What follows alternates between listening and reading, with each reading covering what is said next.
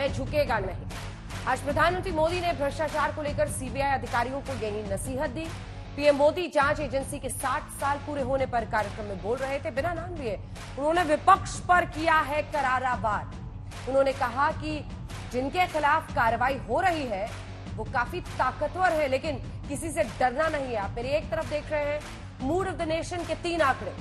India today group के सर्वे में दर्शकों से पूछा गया कि क्या मोदी सरकार भ्रष्टाचार के खिलाफ काबू करने में कामयाब रही है।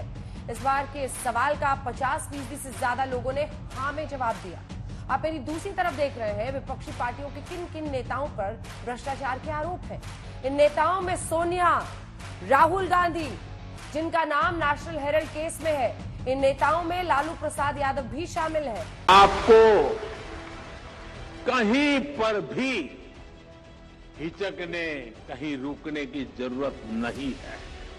मैं जानता हूं जिनके खिलाफ एक्शन ले रहे हैं वो बहुत ताकतवर लोग, बरसों बरस तक वो सरकार का, सिस्टम का हिस्सा रहे। संभव है कई जगह किसी राज्य में आज भी विकसित सत्ता का हिस्सा हो। प्रधानमंत्री ने किसी का नाम नहीं लिया, लेकिन उनका इशारा हर किसी को समझ में आ गया। प्रधानमंत्री मोदी देश की सबसे बड़ी जांच एजेंसी सीबीआई के डायमंड जुबली समारोह में बोल रहे थे और अधिकारियों को भ्रष्टाचार के खिलाफ कड़े रुख पर कायम करने के लिए प्रेरित कर रहे थे। बरसों बरस तक उन्होंने भी एक इकोसिस्टम बनाया है। इकोसिस्टम अक्सर उनके काले कारनामों को कवर देने के लिए, आप जैसे संस्थाओं की छवि बिगाड़ने के लिए एक्टिव हो जाता है। एजेंसी पर ही हमला बोल दो, ये लोग आपका ध्यान भटकाते रहेंगे, लेकिन आपको अपने काम पर फोकस रखना है। कोई भी भ्रष्टाचारी बचना नहीं चाहिए। सीबीआई के कार्यक्रम में प्रधानमंत्री मोदी का निशाना विपक्ष पर था। उन्होंने बिना नाम लिए यूपीए सरकार के भ्रष्टाचार और परिवारवाद का जिक्र किया। इतने बड़े बड़े घोटाले हुए, लेकिन आरोपी निश्चिंत थे।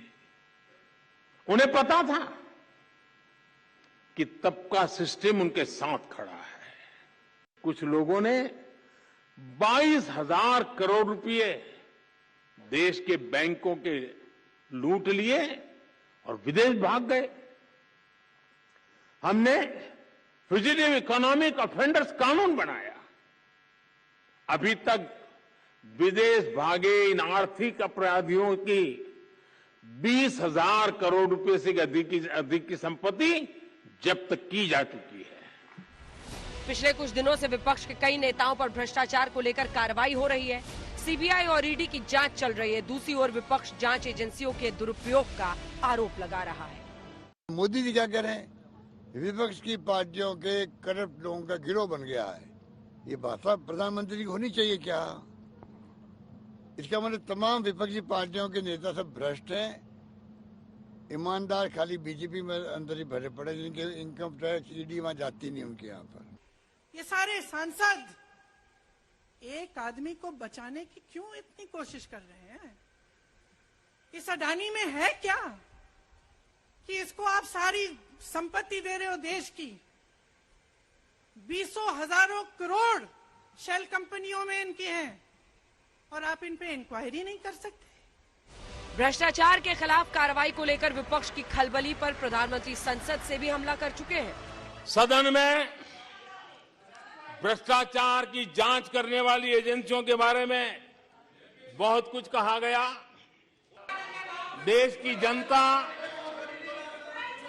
देश के चुनाव के नतीजे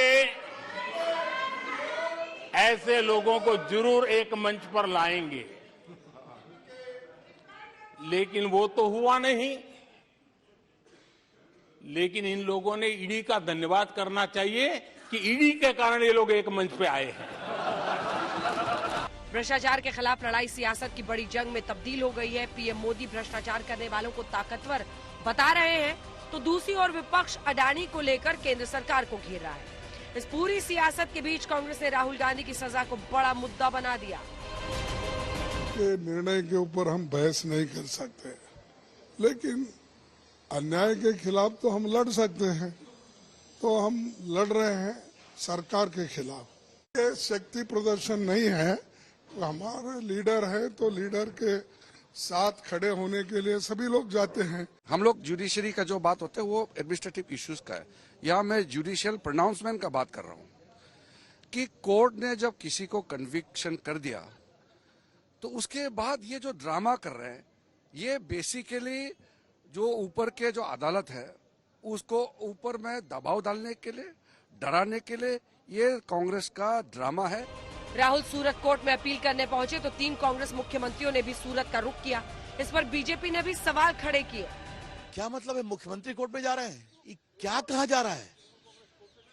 मतलब एक नई परंपरा, दुर्भाग्यपूर्ण, शर्मनाक। मैं कानून का छात्र हूं, ये तो कमाल। और देखिए मोदी जी को उनकी पूछताछ हुई थी मुख्यमंत्री के रूप में, कोई कार्यकर्ता निकले थे सड़कों पे क्या? और यहाँ सोनिया जी से पूछो, नेशनल हेराल्ड में इनसे पूछो, राहुल गांधी से या दामाद जी से पूछो, कांग्रेसी सड़क पर। और अब चले जा रहे हैं मुख्यमंत्री। ये दरबारी संस्कृति है, दुर्भाग्यपूर्ण है, ये न्याय व्यवस्था का अपमान है। एक कायदा होता है, नियम होता है कि अगर आपका आरोप लगा है तो वापस जवाब देने का आपको टाइम मिलेगा। उसके लिए राहुल गांधी रिक्वेस्ट कर रहे हैं। लोकसभा के स्पीकर साहब पर गए, वो उन्होंने परवाह नहीं करी क्योंकि वो दबाव में है। सारी संस्था जो दबाव में है देश के अंदर, वहाँ कानून अपना काम करेगा। हम तो उनके साथ खड़े होने वाले लोग हैं। ये बताने जा रहे हैं कि साथ खड़ा होने में कोई हर्ज होता है? परिवार में जब कोई ऐसी बात होती है तो परिवार के सभी सदस्य साथ खड़े होते हैं ना। तो हम परिवार के सदस्य लोग हैं। कांग्रेस पार्टी उनका परिवार है।